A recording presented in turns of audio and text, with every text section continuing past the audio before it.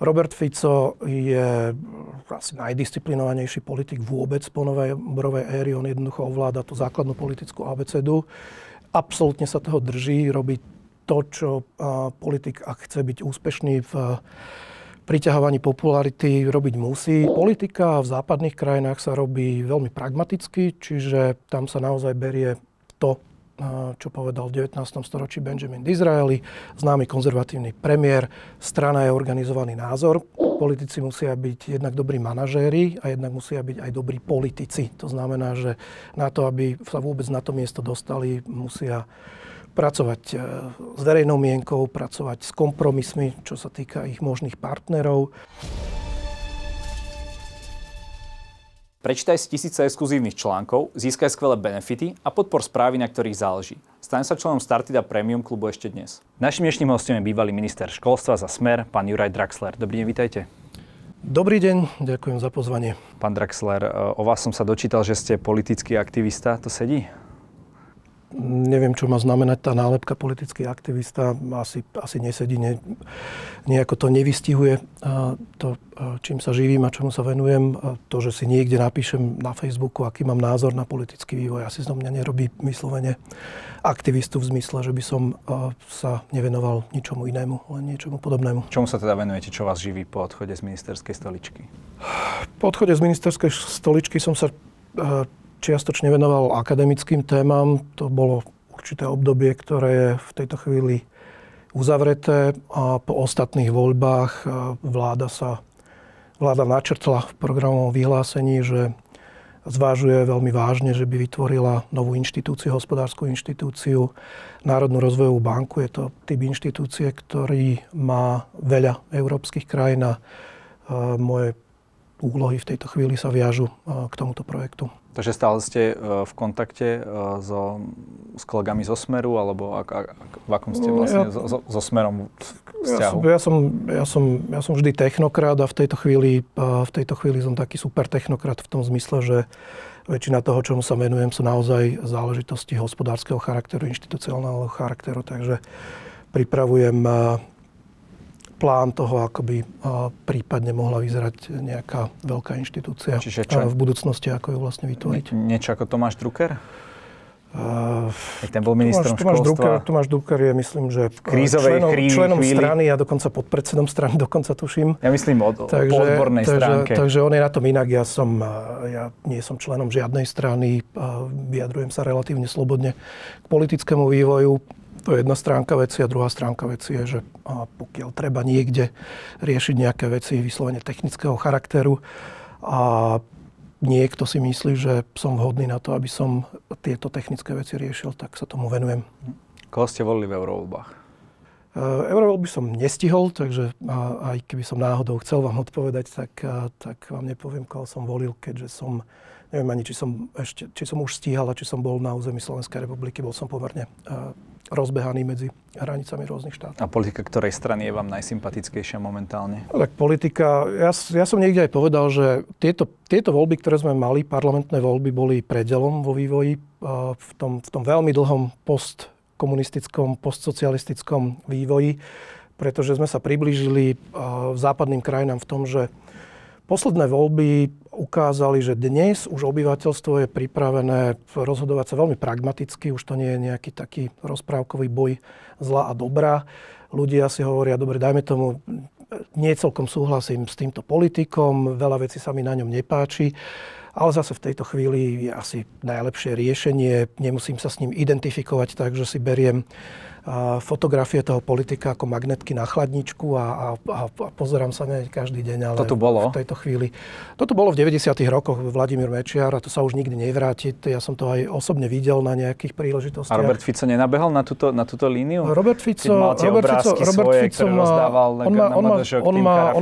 má veľmi silnú popularitu v tom svojom jadre fanúšikovskom, ktoré je pri Smere relatívne veľké. A tam je na tých chladničkách? tam nie je na tých chladničkách. Okolo toho jadra potom jednak je dosť ľudí, ktorí to berú pomerne pragmaticky. Oni, dajme tomu, kritizujú. Strávil som mesiace tým v tom medzivolebnom období, že som sa rozprával s voličmi z rôznych sociodemografických skupín. Predtým som sa tomu jeden čas práve akademicky aj venoval. Keď ste robili nejaké prieskumy verejnej mienky, keď som priamo platil nejakú sériu prieskumu verejnej mienky, kde takéto veci sme potom ďalej analyzovali. Čiže Vladimír Mečiar to bolo jedno obdobie, keď naozaj ste videli, že jeho fanúšikovia sa so slzami v očiach k nemu prihovárali, keď ho mali možnosť stretnúť na nejakom mítingu. Brali ho naozaj ako takú jemne nadpozemskú bytosť, ktorá bola iná ako ostatná, otcovský typ, ktorý ľudia v tých ťažko chaotických, lebo tak, bola to iná doba aj v tom chaose. Po novembrovom hospodárskom chaose ľudia prichádzali o prácu hromadne, potrebovali niekoho, kto vyzerá, že je ich ochranca. A naozaj vtedy Vladimíra Mečiara takto brali. Čiže to bol politik tej éry. Robert Fico je asi najdisciplinovanejší politik vôbec po novembrovej éry. On jednoducho ovláda tú základnú politickú abecedu. Absolútne sa toho drží, robí to, čo politik, ak chce byť úspešný v priťahovaní popularity, robiť musí. To znamená, on je veľmi opatrný, aby povedal čokoľvek, čo by mohlo dráždiť napríklad jeho voličov. Mimoriadne si dáva pozor na to, aby vnímal, čo hovoria jeho voliči alebo potenciálni voliči. Aj je v tomto smere aj nesmierne pracovitý. On je skutočne taká politická mašina. A to sa potom prejavuje do toho, že ho ľudia jednoducho vidia a vnímajú sústavne a že sa vrátil po pre neho veľmi ťažkom období k tým veľmi, veľmi vysokým hladinám popularity. Ale nie je to isté, čo bol kedysi Vladimír Mečiar. Patrí k úspešnému politikovi aj istá názorová flexibilita? Keď zoberieme Viktora Orbána, ale napríklad aj Ľuboša Blahu, ktorý chodil kedysi na Pride, teraz sa vyjadruje aj proti LGBT komunite. Robert Fico, keď si len zoberieme či už protikorupčnú retoriku, alebo napríklad to, ako chcel byť v jadre Európskej únie, ešte keď ani nikto nevedel, že to jadro je dôležité v politike, proste meniť názory podľa toho tak, ako treba? Začneme od konca. Ja si nemyslím, že Robert Fico by nechcel byť v jadre Európskej únie napríklad dnes. A aj si myslím, že je záujmom Slovenskej republiky, aby mala naozaj silnú pozíciu v Európskej únii, aby sme zintenzívnili kontakty, rôznorodé kontakty, hospodárske kontakty, ale napríklad aj kontakty v oblasti vedy a výskumu, alebo v oblasti vzdelávania, kde ešte si máme aké skúsenosti vymieňať so západnými kolegami. Toto všetko doteraz platí. To, čo sa zmenilo, je všeobecne atmosféra nie len v Slovenskej republike, ale v celej Európe. Koniec koncov videli ste výsledky europarlamentných volieb, ako to dopadlo v susednom Rakúsku, ako to dopadlo vo Francúzsku a v iných krajinách. Čiže treba reagovať. Sú jednotlivé krajiny, kde to vyzerá o dosť inak, ale ako celok ten europarlament zase nie je úplne iný, ako býval. No, je tam určitý posun a hlavne je posun v tom, ako sa diskutuje o politike vo väčšine krajín Európskej únie. No ale väčšinu budú mať tie isté strany, tak ako predtým. Áno, ale takto. Poprvé videli sme, že v niektorých krajinách veľmi výrazne narastla podpora tomu, čo sa tradične nazýva krajná pravica, alebo taká tá drsnejšia pravica. Je to prípad susedného Rakúska, je to jednoznačne prípad Francúzska. V Nemecku AfD nakoniec nenaplnila niektoré z tých projekcií, ktoré ešte pred pár týždňami boli, ale ten výsledok je pomerne silný. Videli sme pád vlády v Belgicku a tak ďalej. A hlavne sa zmenila atmosféra v tom, že dnes ľudia vnímajú oveľa citlivejšie ako pred niekoľkými rokmi tému migrácie. Tá hlavne ovplyvňuje to, ako ľudia vnímajú európske témy dnes. Naprieč Európou jednoducho z toho základného faktu treba vychádzať, že ľudia vidia migrantov čoraz viac v západnej časti Európy. A aj tí, ktorí, dajme tomu, by túto tému brali ležernejšie ešte pred pár rokmi, tak to dnes berú oveľa vážnejšie. A s tým teda súvisí aj to, že keď sa pýtate na názorovú flexibilitu, či ako to bolo tá jemne vyrývačná formulácia, tak ste videli veľký posun napríklad u kancelára Scholza, ktorý sa pomerne tvrdo vyjadril k tomu, ako budú expedovať kriminálnikov, ktorí tam prišli nelegálne aj do krajín ako Afganistan a Sýria. Že sa von der Leyenová, vôbec EPP, na zjazde v Bukurešti veľmi tvrdo prihlásil k niektorým riešeniam ohľadom migrácie, ktoré ešte pred pár rokmi by oni sami onálepkovali ako extrémistické. Takže je tam ten rozdiel, ale keď môžeme, aby som sa vrátil k tej otázke, lebo je veľmi zaujímavá tej názorovej flexibility a ako to funguje v politike. Ja som prežil štvrtinu života, viac ako štvrtinu života v krajinách mimo Slovenskej republiky, takže som mal možnosť vnímať politiku, ako sa robí v Británii, ako sa robí v Českej republike. Pomerne veľa času trávim na Balkáne, najmä v Bulharsku. A nejaký čas som prežil v Nemecku. Politika v západných krajinách sa robí veľmi pragmaticky, čiže tam sa naozaj berie to, čo povedal v 19. storočí Benjamin Disraeli, známy konzervatívny premiér. Strana je organizovaný názor.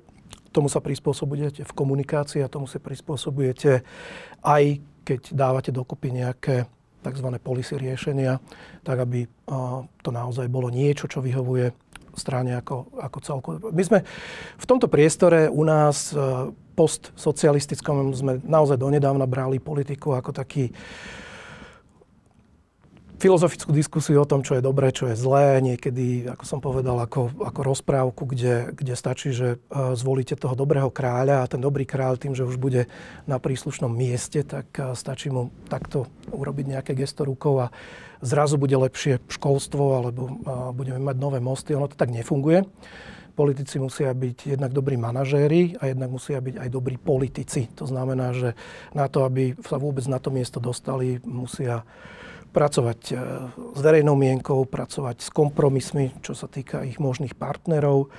A samozrejme musia dbať na dopady, ktoré budú ich kroky v spoločnosti mať. Takže ja ako vnímam ten tón ako vychádza z toho, čím doteraz žije nejaká časť toho prostredia, dajme tomu aj tu v Bratislave. Ja nie som z Bratislavy. Aj keď nie len. No áno, ale to prostredie bratislavské mediálne. Ja nežijem v bratislavskom prostredí, takže ale pracujete v bratislavskom vlastnú nezávislosť. Tak tá atmosféra je predsa len taká, že vnímame politikov ako nejakých poslov veľkých myšlienok. Oni proste potrebujú pracovať s tou mechanikou volickou, s číslami, narábať s tým. Ale neviem, či som dostal odpoveď na otázku tej čo znamená, flexibility. Ako keď to chcete krátko, tak samozrejme, že to znamená, že ľudia, ktorí sú v politike, sa musia prispôsobovať v tom, čo hlásajú a jeden rok, dajme tomu, hlásajú niečo, čo vám môže vyzerať úplne inak ako to, čo hlásali 2-3 roky dozadu. To neznamená, že politika nemá byť aj o nejakej etike a o tom, čo chcete presadiť. Práve preto je dôležité, aby v politike boli ľudia, ktorí majú víziu toho, čo vlastne chcú dosiahnuť. To je dôležité. Ak by ste sa opýtali, alebo si prečítali nejaké pamäti generála de Gaulle'a a videli, ako on v politike pôsobil, tak to bol veľmi flexibilný človek, čo sa týka názorov a toho, čo ho hlásal. Podobne ako Winston Churchill, ktorý konec koncov prešiel z jednej strany do druhej, koketoval medzi tým aj s treťou a veľmi menil to, čo hlásal z hľadiska možností vlády a to, ako vláda vôbec má pôsobiť.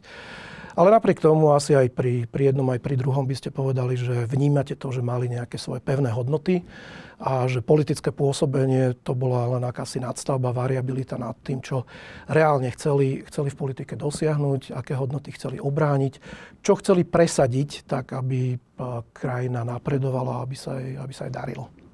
No práve čo sa týka tých hodnôt, tak ja vidím tam rôzne diskrepancie, ale je to aj pri politikoch toho názorového spektra, o ktorom hovoríte. A buďte si istí, že oni dostávajú presne takéto isté otázky a tiež niekedy s tým nie sú úplne spokojní, takže nemyslím si, že by Teraz myslíte zrejme opozíciu voči dnešnej Áno. Takže viackrát mi to bolo vyčítané, takže ja sa v tomto môžem cítiť úplne v poriadku. Ale to už potom, ako médiá vystupujú voči jednotlivým politickým táborom, by bolo na samostatnú debatu. Tomu sa samozrejme tiež v rámci toho tzv. Aktivizmu venujem, keď poukazujem na to, ako médiá pristupujú k jednotlivým politickým stranám alebo ako k politickým táborom.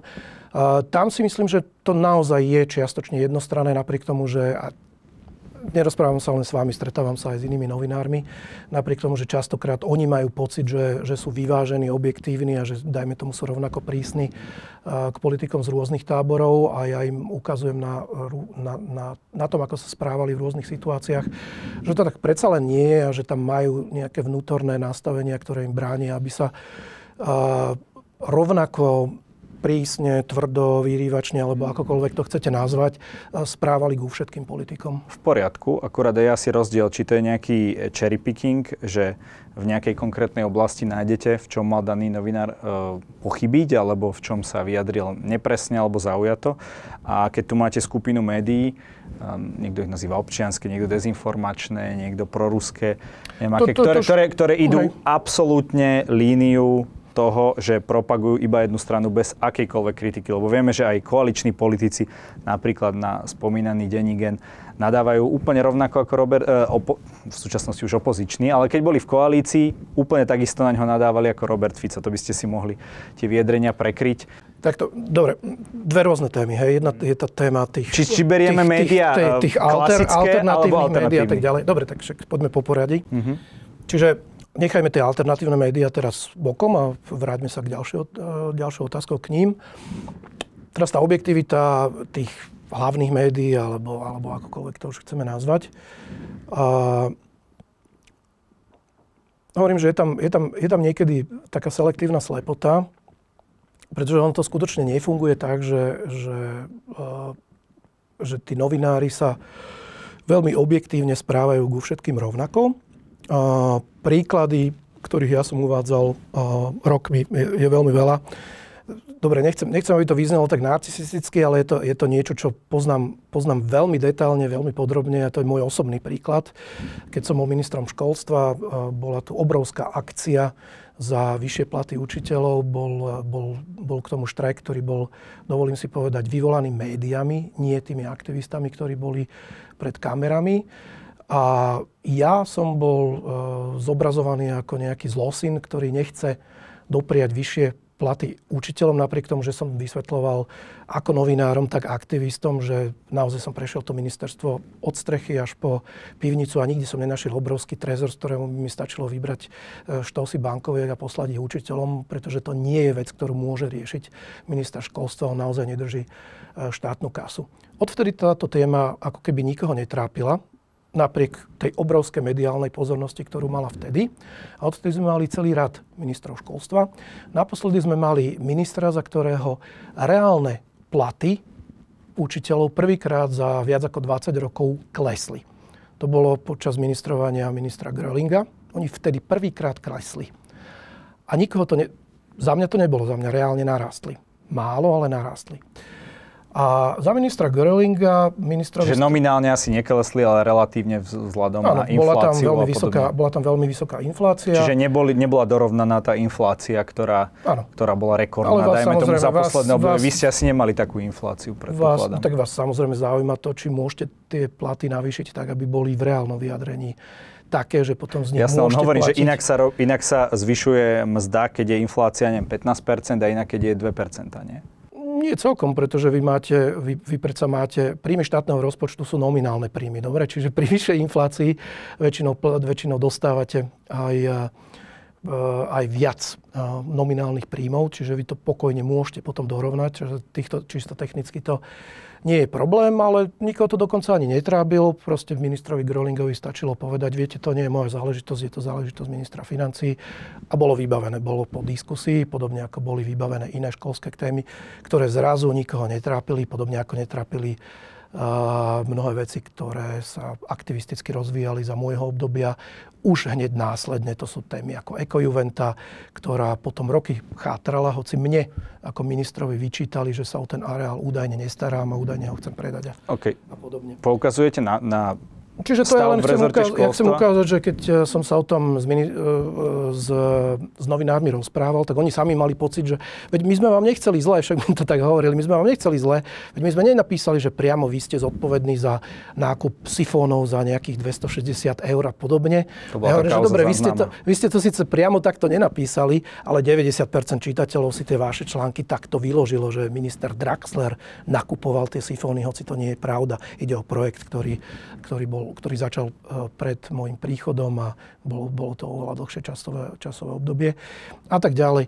Čiže oni si selektívne povedia, pozrite sa, my sme to nemysleli až tak zle, ale keďže to vtedy bola vláda Smeru a podobne, tak jednoducho sa toho nabalilo toľko, že... Na druhú stranu sme tu mali zase v mojom odbore štrajk lekárov a cyklicky sa opakujú tie štrajky počas vlád, dajme tomu pravicových alebo stredopravých.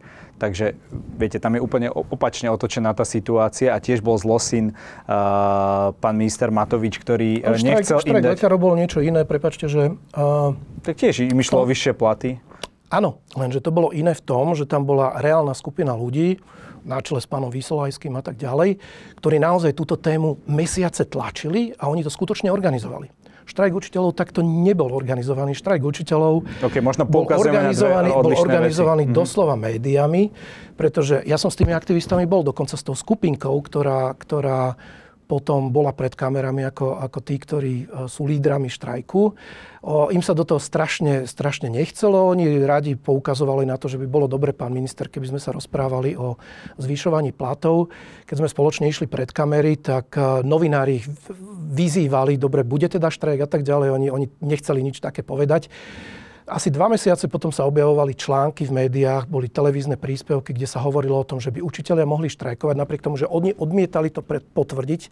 A tie články nikoho nezaujímali. Oni mali strašne nízku čítanosť. Ja som v danom období presne som na to pozeral. Hovoril, pozrite si, aká je čítanosť tých článkov. Malá, napriek tomu ich médiá stále dávali, pretože potrebovali tému a pretože tí novinári, či už si to boli ochotní priznať, alebo neboli ochotní priznať, jednoducho chceli veľko predvolebnú tému a brali to tak, že musia, v tých súkromných rozhovoroch to tak aj bolo, že musia nejako Smer zosadiť do sedla.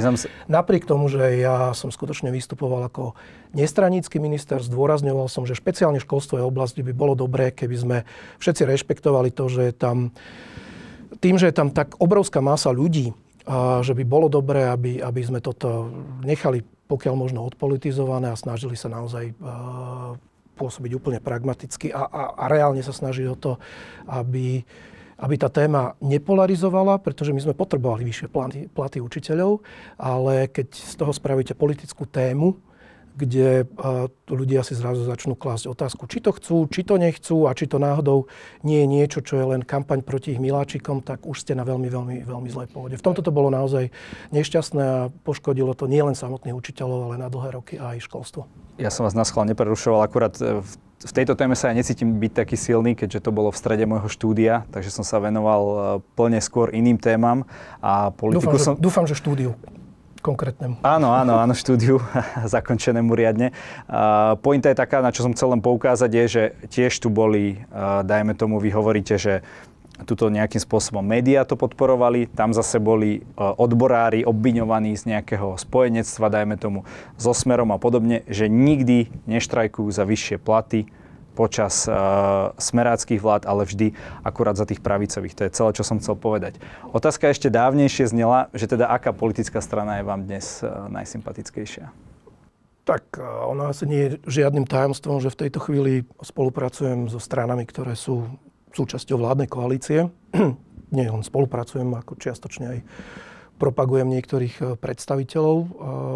Zdá sa mi, že v tejto chvíli je to riešenie, a opäť pragmaticky, ktoré pre Slovensko je najlepšie, pretože potrebujeme niektoré veci v štáte upratať. Tie strany, ktoré nastúpili po posledných voľbách, akékoľvek už sú tie motivácie, majú chuť v niektorých veciach postupovať ráznejšie ako v minulosti. A myslím si, že to potrebujeme.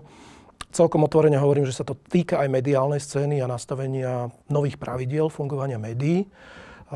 Týmto som sa netajil už roky dozadu, dokonca môžem povedať, že v takých interných diskusiách som bol ešte väčší radikál ako mnohí ľudia, o ktorých si myslíte možno, že návonok takto, pri tom, ako sa správajú, že nemajú radi médiá. Ja som bol radikálnejší ako mnohí z nich. Takže v tomto zmysle sa dá povedať, že napriek tomu, že mám aj návonok a už teda vôbec v nejakých interných diskusiách veľa kritických poznámok a názorov na to, čo sa deje aj na úrovni vlády, tak v podstate podporujem túto koalíciu a dúfam, že sa podarí ukočírovať to vládnutie tak, že na konci volebného obdobia si budeme môcť povedať, že sa podarili niektoré užitočné veci. A opäť je to aj o tej politickej zručnosti, aby ste vedeli pracovať s nejakými sentimentami, ktoré sa reálne vynárajú. Oprávňuje nás hocičo, čo robí vládna koalícia k dojmu, že nebodaj sa snaží Bratislava vymaniť z tých záväzkov, ktoré má ako členský štát Európskej únie. Čína rapidne investuje do zelených technológií. To sú násobky oproti tomu, čo investujeme tu v Európskej únii. Čína rapidne prechádza k elektromobilom. Dnes 40% nových automobilov, ktoré sa kúpi v Číne, už sú elektromobily.